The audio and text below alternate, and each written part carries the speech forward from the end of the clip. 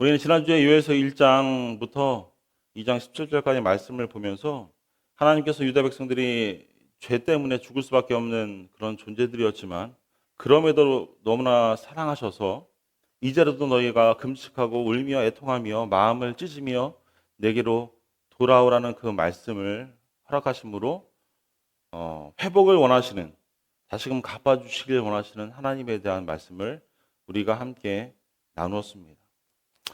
우리가 신앙생활 하면서 느끼는 것은요, 물질적이든 영적이든 어떤 하나님의 축복을 받기 위해서 꼭 필요한 조건, 꼭 필요한 마음은 저는 참된 회개라고 생각합니다. 진정한 회개. 무엇이든지 베이스가 중요합니다. 기초가 중요한데 우리 크리스찬들의 기초는 제로가 되는 거예요. 제로가 되기 위해서는 하나님께서 허락하시는 그 회개의 영을 우리가 받아 누려야 할 줄로 믿습니다. 우리가 그 기초를 만들지 못해서 자꾸만 우리의 인간적인 기초를 자꾸만 쌓아가기 때문에 더 큰 회개가 우리에게 필요한 줄로 믿습니다. 하나님의 교회 생활을 항상 하는데 항상 우리 가운데 작용하는 원리 중에 하나는요, 솔로몬이 성전에서 하나님의 축복을 구하는 기도를 했을 때에 하나님께서 친히 솔로몬에게 이렇게 말씀하셔 주셨습니다. 역대하 7장 14절 말씀이에요. 내 이름으로 일컬음을 받는 내 백성이 그 악한 길에서 떠나 스스로 낮추고 기도하여 내 얼굴을 구하면 내가 하늘에서 듣고 그 죄를 사하고 그 땅을 고칠지라 라고 말씀하셨습니다. 이사야서에도 똑같은 약속이 있죠. 이사야서 55장 5절 6절 말씀입니다.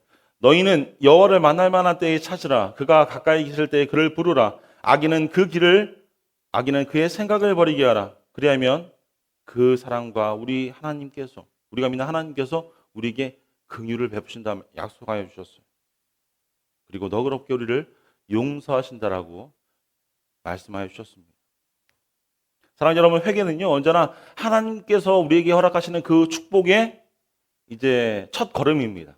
하나님께서 허락하시는 그 인도하심과 하나님의 어떤 우리의 삶 가운데 이끄시는 그 이끌림을 우리가 얻기 원하다면 회개가 우리의 삶의 첫 걸음임을 기억하시는 우리 가족들 다 될 수 있기를 축원합니다.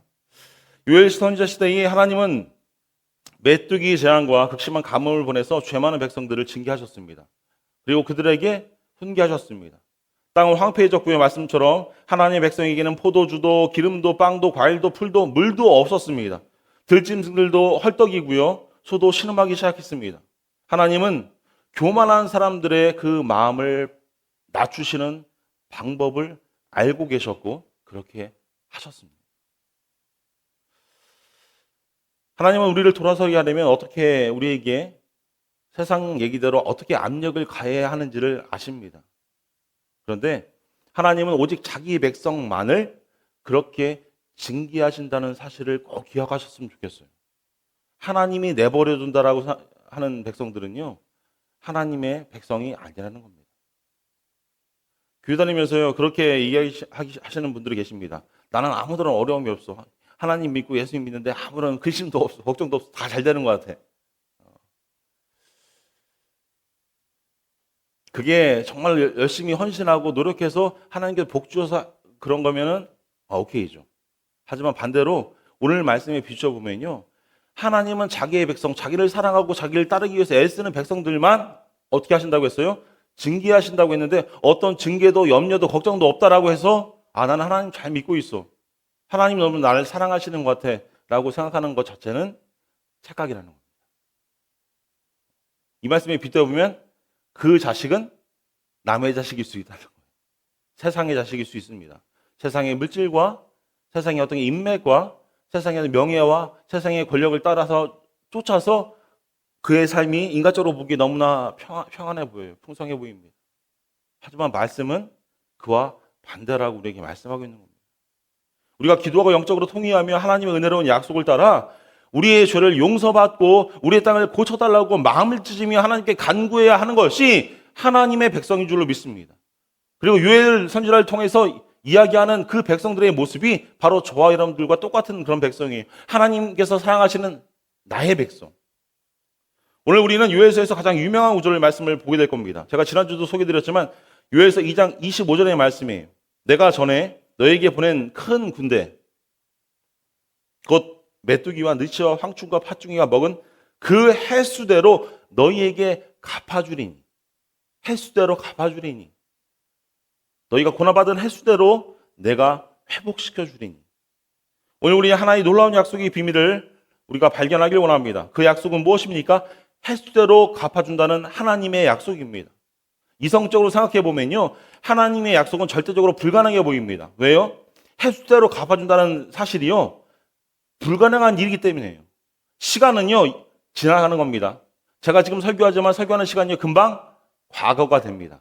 제가 현재 지금 설교를 하고 있습니다. 하지만 1초가 지나면 과거가 돼요. 그리고 그 1초 전에 뱉었던 말을 제가 다시금 주워 담을 수 없습니다.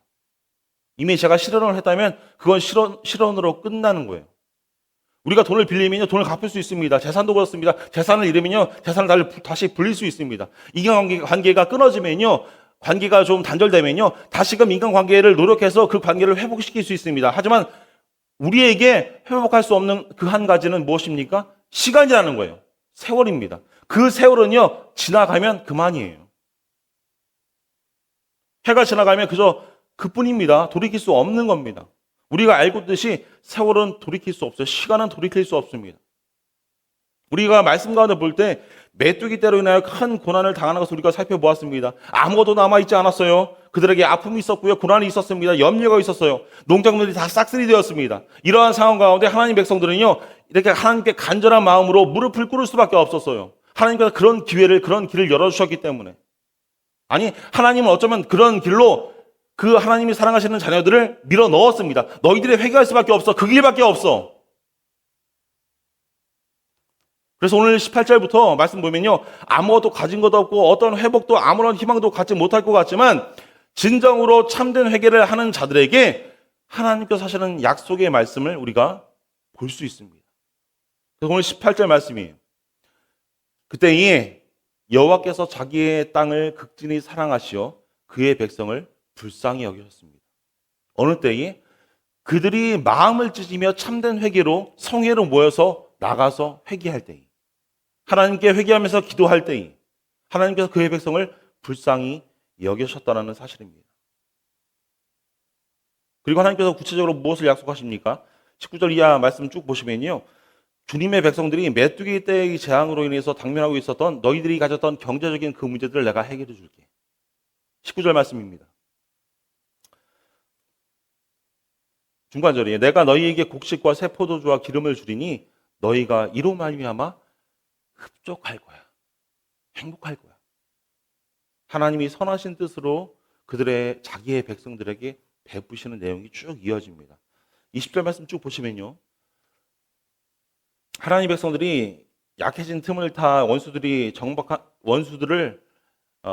하나님께서 정박한 땅으로 내보낸다라고 약속하십니다. 적들은 누구입니까? 성경 말씀 보면 여러 가지로 많은 해석이 있지만 메뚜기 떼라고 해석하는 게 제일 많다라고 이야기합니다. 그 메뚜기 떼들을 하나님께서 이제 물리치겠다는 약속입니다. 쭉 보면 22절 말씀 보시면요, 들의 풀이 싹이 나고요, 나무가 열매를 맺고요, 무화과 나무와 포도나무가 다 힘을 내니 들짐승들아 두려워하지 말라고 말씀하십니다. 메뚜기 떼의 습격은 땅과 식물과 사람과 하나님께 영향을 미쳤습니다. 이제 하나님께서는 이스라엘을 습격한 그 메뚜기 떼를 다 적으로 제거하실 뿐만 아니라 땅을 다시금 회복하심으로 짐승들과 우리 사람들에게 축복해 주실 겁니다. 23절 말씀이, 시온의 자녀들아 너희는 너희 하나님 여호와로 말미암아 기뻐하며 즐거워할지어다.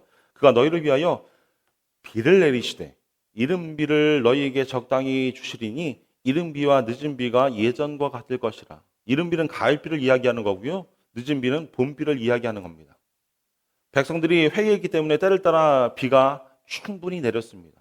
10월과 12월 사이에는 가을비로 사람들이 밭을 갈고 씨를 심을 기간에 축축한 단비를 허락해 주셨고요, 3월과 4월에는 그 봄비로 말미암아 추수 때까지 그 곡식들이 건강하게 열매를 많이 맺을 수 있는 그 시간이 될 때까지 하나님께서 충분한 물을 공급해 주셨습니다. 그리고 이 말씀이 결국 오늘 우리가 읽고 말씀에서 제가 제목으로 잡은 횟수대로 너희에게 갚아주리니 라는 말씀까지 쭉 이어지는 말씀입니다. 이 말씀 무슨 말씀이에요? 이 파괴되어서 잃어버린 모든 추수를 그대로 회복시켜 주신다는 하나님의 약속이에요. 앞으로 몇 년 안에 그들의 잃어버린 것들을 내가 회복시켜 줄 거야. 더 풍성히 너에게 내려줄 거야. 24절 말씀 보시면요, 이렇게 말씀합니다. 마당에는 밀이 가득하고 독에는 새 포도주와 기름이 넘치리로다. 26절에는요, 너희는 먹되 풍족히 먹을 수 있는 이유는 무엇입니까? 많이 베풀어 주셨기 때문에 우리가 풍족히 먹을 수 있는 거예요. 이 백성들 향하신 하나님의 귀한 약속이 말씀이 아니고 무엇이겠습니까? 하나님께서 이 말씀을 요엘서 가운데 주신 것은요, 오늘을 살아가는 저와 여러분들을 위해서 하나님께서 이 말씀을 우리에게 거룩하게 허락하였음을 믿습니다. 사랑하는 여러분, 우리에게 그거 잃어버린 횟수라는 것은요, 어떤 것을 의미합니까? 여러분에게 잃어버린 횟수, 요엘 선지자가 이야기한 그 요엘서의 그 백성들이 잃어버렸던 그 횟수는 오늘을 살아가는 우리들에게 어떤 의미가 있습니까? 우리의 삶 가운데 메뚜기가 먹어버린 그 횟수를 하나님께서 오늘 말씀 가운데 너희의 삶 가운데 그 횟수대로 내가 갚아줄 거야, 채워줄 거야, 회복시켜줄 거야 우리에게 약속하셨는데 우리 삶 가운데 메뚜기 잔으로 받은 잃어버린 횟수는 무엇입니까? 여러분에게 무엇입니까? 제가 어제 말씀을 묵상하다 보니까 한마디로 요약하면 그런 것 같더라고요. 우리 삶의 고난의 흔적들, 또 어려움들, 나쁜 과거, 잊고 싶은 과거의 기억들, 그리고 아무것도 없는 고독의 그 모습, 공허함. 메뚜기가 먹어치운 그 여러 해 동안 사람들은 많은 노력을 기울였을 겁니다. 메뚜기 떼가 많이 있지만 그들도 먹고 살아야 되잖아요. 그래서 열심히 씨도 뿌리고 메뚜기 떼를 몰기 위해서 수많은 방법들을 아마 동원해서 농작물도 심고 농작물도 가꾸고 그렇게 노력했을 거예요. 하지만 매일 이어지는 노동의 대가로 처음에는 초록색에 녹색에 싹이 나고 조금 자라는가 싶더니 이제 잎이 나고 이제 열매가 맺힐 때 되면 다시 메뚜기들이 날아와서 큰 수확들을 다 앗아갑니다. 메뚜기 떼가 지나가면 다 모든 것을 잃어버립니다. 이 세상 얘기대로 뼈가 빠지는 노동을 했는데 얻은 것이 무엇입니까? 내가 참으로 노력을 했는데 얻은 것이 무엇이에요? 내게 돌아온 것은 아무것도 없음을 그들은 느낄 수밖에 없었습니다. 그게 아마 몇 년이 됐다는 거예요, 4년 이상. 사업하시는 분들을 아마 어떤 비즈니스 하시는 분들은 더 아마 뼈저리게 느끼실 수 있는 내용이 아닐까 생각합니다. 처음에는 어떤 비전을 가지고 일을 합니다. 시작합니다. 어떤 사업체를 경영하죠. 근데 그 창업이 숲으로 들어갈 때가 있습니다. 내가 잘못된 데 투자해서 잘못된 전략을 짜서 그 모든 것들이 수년간 노력했던 그 모든 것들이 다 실망으로 잘못된 것으로 돌아올 때가 있음을 우리는 볼 수가 있습니다. 주변에서도. 기울인 노력과 그 공들인 시간들은 어떡합니까? 그분들이 뭐 열심히 노력을 안 했을까요? 아니, 노력을 했겠죠. 내 시간과 노력으로 얻은 것이 무엇이지? 내가 왜 이거밖에 안 되지? 내가 이만큼 노력했는데 교회 일이 아니에요. 크리스찬의 이야기 아닙니다. 내가 이만큼 세상적으로 일을 했는데 노력했는데 왜 나는 이거밖에 안 되지? 여러 가지 많은 고통의 시간들이 있을 겁니다. 사랑하는 사람들이 잃는 그런 아픔들이 있겠죠. 지금도 이스라엘과 하마스는 전쟁 중입니다. 잠깐 소강 상태이지만 우리가 지난주 뉴스에 보시면 아시겠지만 이스라엘이 미사일을 쏘아서 또 병원을 폭격했습니다. 아무 이유 없는 사람들이, 특별히 많은 환자들이 이유 없이 죽었어요. 또 아이들이 많이 죽었습니다. 미사일로 많은 사람들이 죽었습니다. 저는 그 뉴스를 보면서 이런 생각을 했어요. 그들도 이제 병에 걸려서 고침을 받고 미래를 위해서 꿈 같은 계획을 세워두었는데 세상을 갑자기 떠나게 됩니다. 사랑하는 남편, 사랑하는 아내, 어쩌면 아빠, 엄마, 가족들이 갑작스러운 이유로 세상을 떠나게 됩니다. 무언가 그 병에서 낫고 그 병원에서 나오게 되면 무언가 풍성하고 풍부한 시간을 보낼 수 있을 거라고 생각했는데 이제 그 모든 시간들이 그 남은 가족들에게는 공허한 시간이 될 수밖에 없습니다. 또 저는 육신으로 고통받는 분들, 병으로 고통받는 분들을 생각해 봅니다. 우리는 항상 예전보다 더 행복하게 살 수 있을 것이라고 생각하는데 어느 날 갑자기 병마가 찾아옵니다. 기대했던 것과 다르게 나의 삶이 힘들어지고 다른 조건 속에 빠지게 됩니다. 그러면 우리는 어떻게 이야기합니까? 대부분 이렇게 얘기하죠. 이제 돌이킬 수 없어. 이제 그 시간이 지나버렸어. 메뚜기 떼가 우리가 준비한 많은 해들을 먹어치워버렸어. 이렇게 한탄하게 될 겁니다. 크리스천으로서 우리의 삶으로 한번 돌아와 보셨으면 좋겠어요. 우리가 크리스천으로 예수님을 믿는다고 작정했지만 우리가 하나님을 믿고 예수님을 믿는 그 깊이가 얼마만큼 깊게 신앙생활을 하고 계십니까? 특히 미국 생활하시면서 신앙생활하기가 저는 엄청 편하다고 생각해요. 왜 그렇습니까?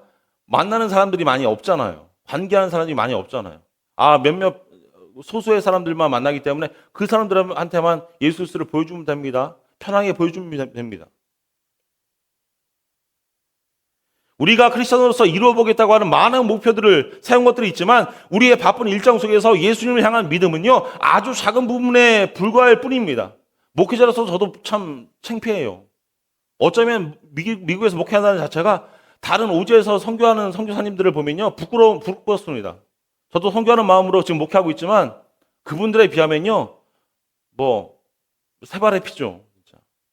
목숨을 걸고 복음을 전하는 분들이 계시잖아요. 저는 어떻습니까? 아니에요. 목숨을 걸진 않았습니다. 너무나 편한 상황에서 목회하고 있는 거예요.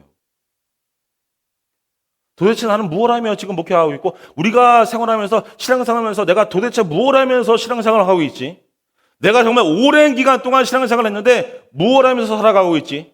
정말 성령의 능력으로 세상을 변화시키고 세상의 변화를 하나님의 능력으로 변화를 일으키기를 원하는 정말 하나님의 자녀들이 되기를 원했는데 내 많은 시간, 내 인생의 많은 시간들이 메뚜기가 헤집고 간 시간처럼 다 의미 없는 시간이 되어져 버리지는 않았는지를 다시 한번 생각해 보셨으면 좋겠어요. 메뚜기가 내 인생의 많은 부분을 먹어버린 거예요. 내가 이만큼 화송세월했어. 이렇게 탄식할 수밖에 없는 것이 저와 여러분들의 모습입니다. 왜요? 우리는 부족한 인간의 모습이기 때문에 어쩔 수 없는 거예요. 우리 인간의 여정길은 어떻습니까? 매일매일 선택하는 그 길 속에 살아갑니다. 어떨 때는 잘못된 선택을 하고요. 어떨 때는 잘못된 판단을 합니다. 내가 오른쪽으로 갈지 왼쪽으로 갈지 매일 선택하는 여정의 길 가운데 살아갑니다. 그리고 오늘은 왼쪽의 길을 가야지.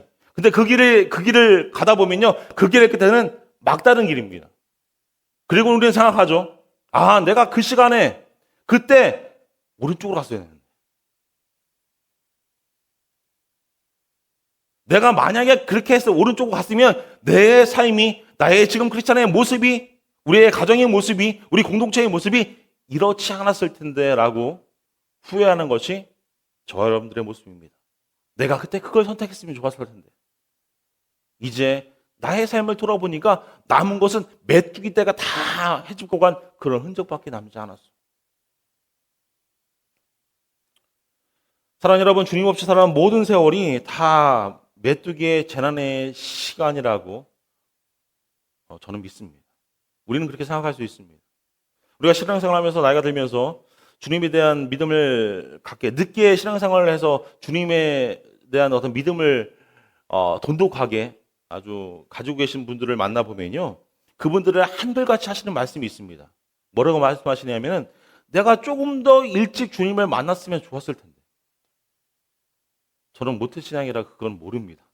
근데 그런 이야기를 목회하면서 너무나 많이 들었어요. 얼마나 많은 잘못들을 내가 피할 수 있었을까?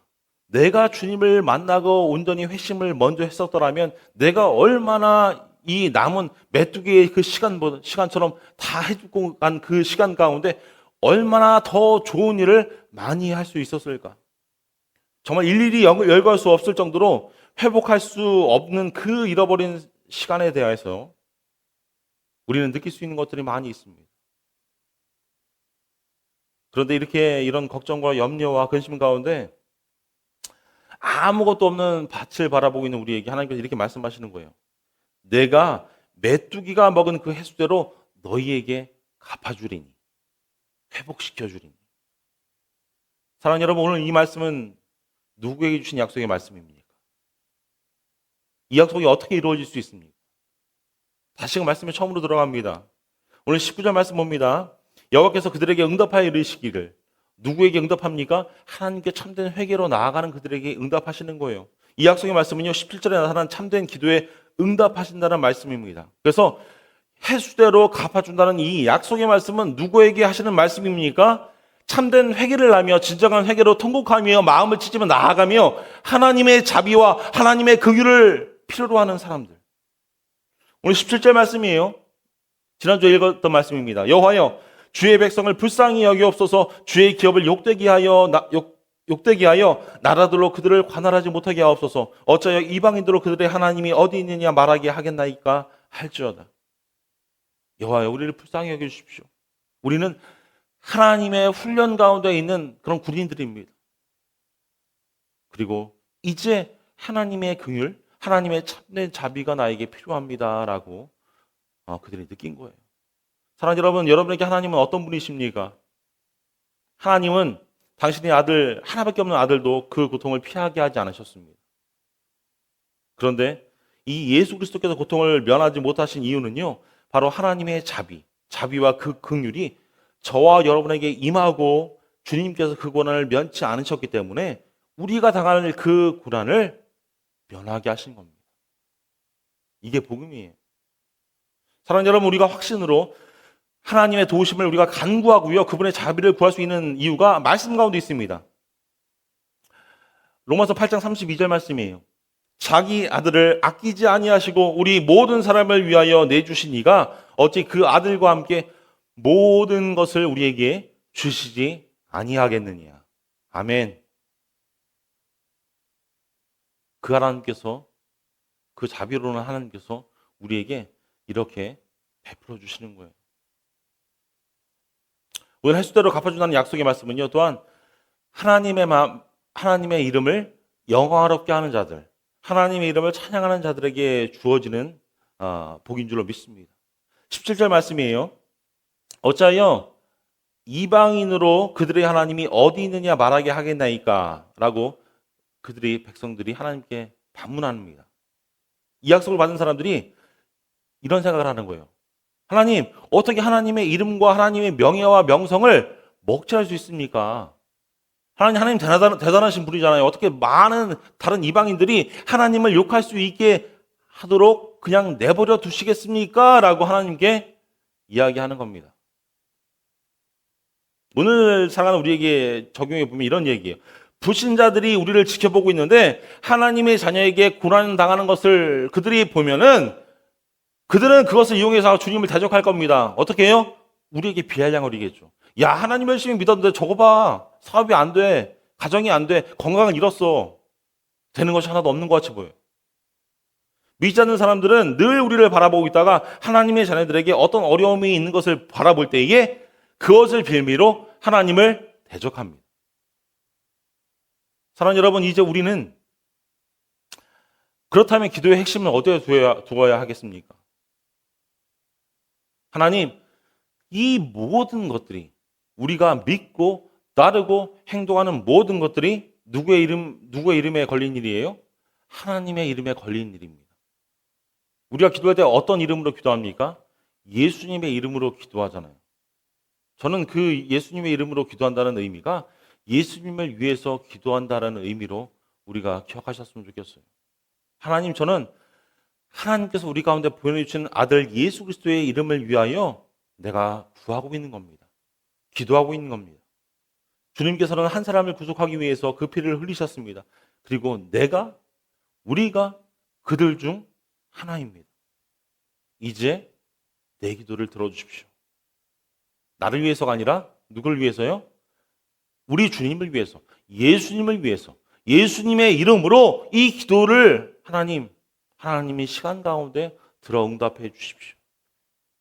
하나님의 도움과 자비가 필요하다고 느끼고 마음속에 주님의 이름을 영화롭게 하고자 하는 마음이 있다면 오늘 이 말씀은 우리의 것입니다. 횟수대로 갚아주리니. 이 말씀을 꼭 믿으시는 우리 가족들 다 될 수 있기를 축원합니다.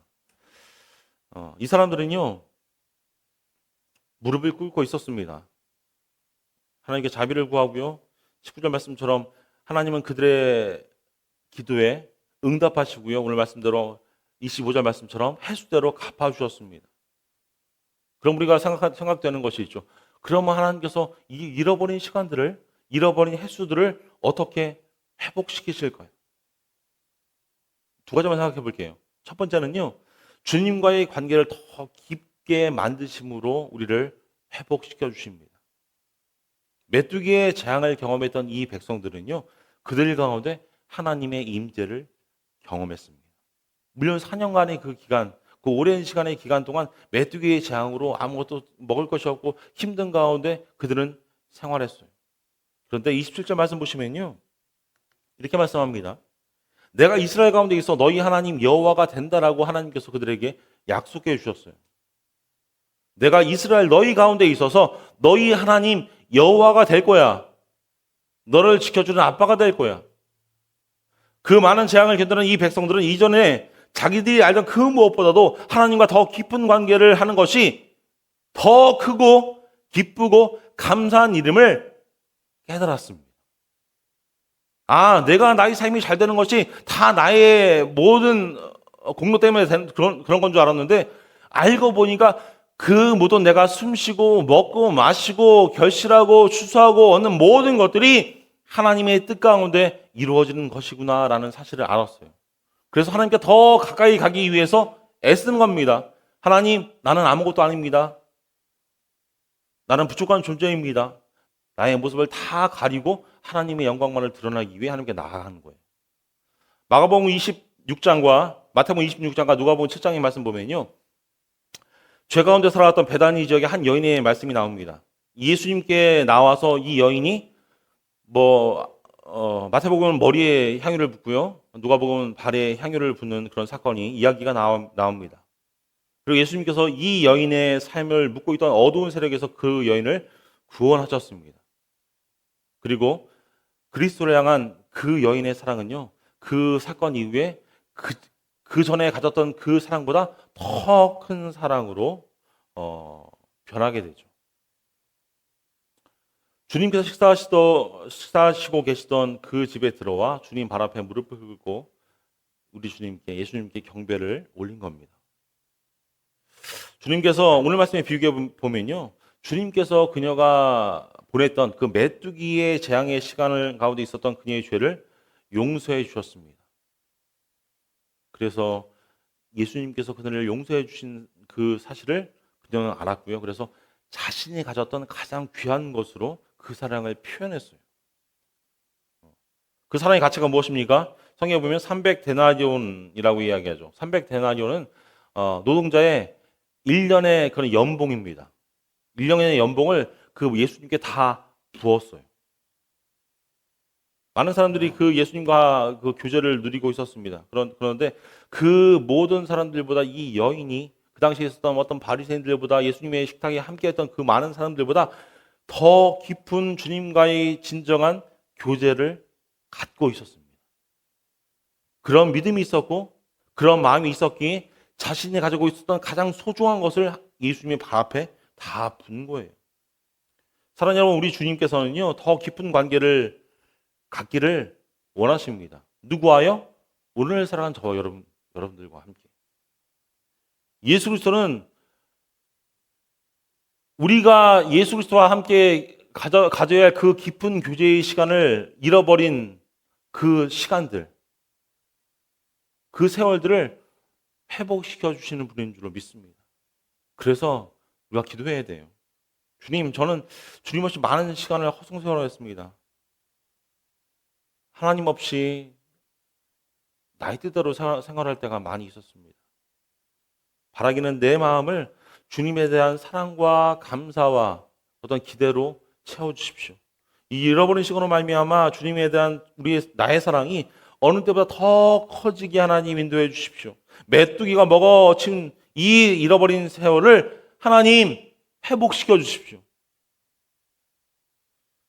사랑하는 여러분, 우리의 삶을 되돌아볼 때 이 메뚜기가 우리의 많은 시간을 빼앗아갔다고 생각하는 분들 많이 계시죠. 저도 마찬가지입니다. 많은 시간을, 많은 세월들을 뺏어갔다고 생각할 때가 있습니다. 주님께서 우리의 영생의 열매를 맺을 제자로 우리를 불러주셨는데 아무런 열매 없이, 아무런 수확이 없이 시간이 지나갔습니다. 그래서 바라기는 우리의 기도는요, 이제 실망스러운 그 수확이 세월 가운데 더 많은 열매가 맺혀서 그 시간 가운데 하나님 더 큰 복으로 더 크게 하나님 우리를 회복시켜 주시옵소서. 이렇게 기도해야 할 줄로 믿습니다. 하나님께서 우리에게 더 큰 능력을 부어주시고 우리에게 더 큰 열정으로 우리에게 불을 지펴주셔서 메뚜기가 먹어치워버린 그 세월이 우리에게 회복되어질 것이라는 그런 믿음으로 하루하루를 기도할 수 있도록 하나님 그런 믿음을 우리에게 더하여 주십시오. 우리가 기도하면서 하나님의 응답을 체험할 때에 하나님께서 우리 가운데 계심을 확인하며 얻는 그 기쁨이 내 안에서 정말로 샘솟을 수 있도록 하나님 허락해 주십시오. 이것이 정말로 크리스찬으로서 우리가 하나님께 보여야 할 응답이고요. 하나님이 우리를 보시고 잘하였도다 착하고 충성된 종아, 하나님께서 기뻐하시는 모습인 줄로 믿습니다.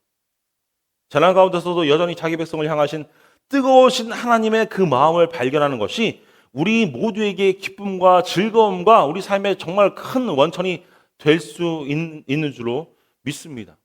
오늘 27절 말씀이에요. 그런즉 내가 이스라엘 가운데 있어 너희 하나님 여호와가 되고 다른 이가 없는 줄을 너희가 알 것이라. 내 백성이 영원히 수치를 당하지 아니하리로다. 하나님께서 잃어버린 세월들을 우리가 생각하기에는 큰 손해의 기간이라고 생각합니다. 3년의 시간, 4년의 시간, 10년의 시간이 너무나 큰 시간, 긴 시간이라고 생각하지만 하나님이 보시기에 그 시간은요, 잠깐의 시간입니다. 잠깐의 손해예요.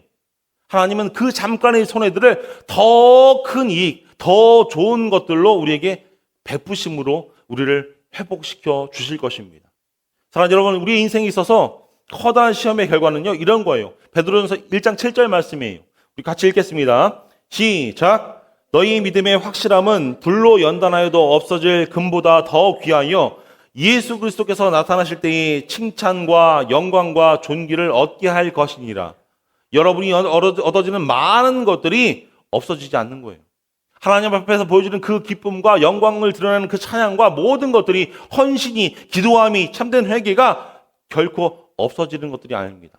하나님을 만나게 될 때에 하나님께서 칭찬하시고요, 하나님의 영광 가운데 우리를 존귀 여겨주시는 그 도구로 우리를 삼아주신다라는 약속입니다.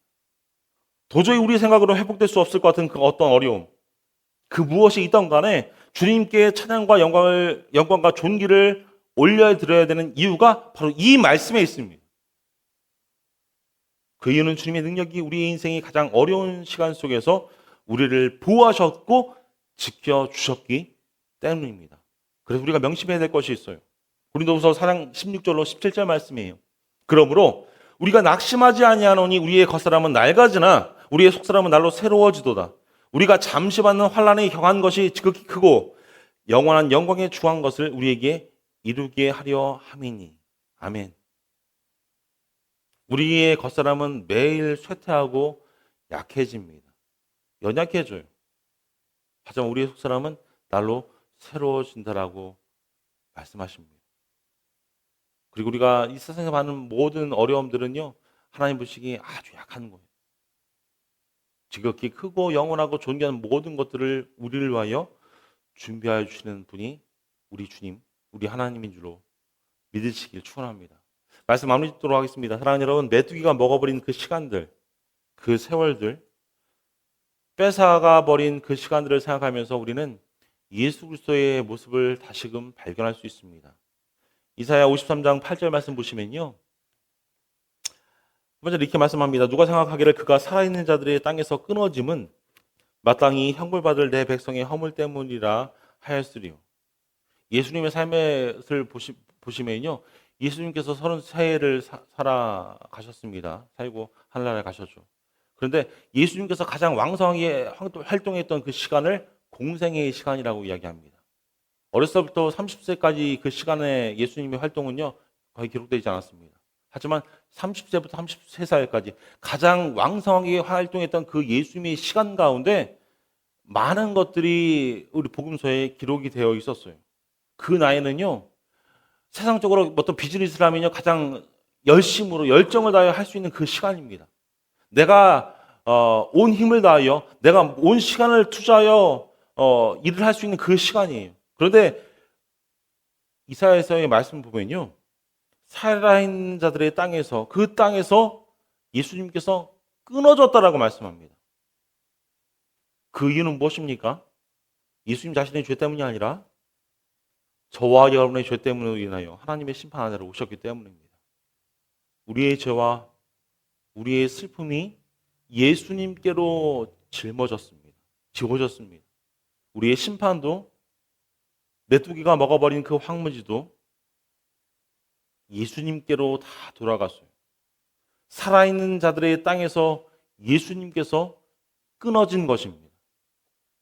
그리고 사흘 뒤에 예수님께서는 부활하셨습니다. 영생의 능력 가운데 다시금 살아나셨어요. 그리고 그 주님께서 오늘 저와 여러분들에게 다시금 말씀하시는 겁니다. 그리고 누구도 할 수 없고 하지 않았던 말씀. 내가 횟수대로 너희에게 갚아줄 거야. 기도하겠습니다.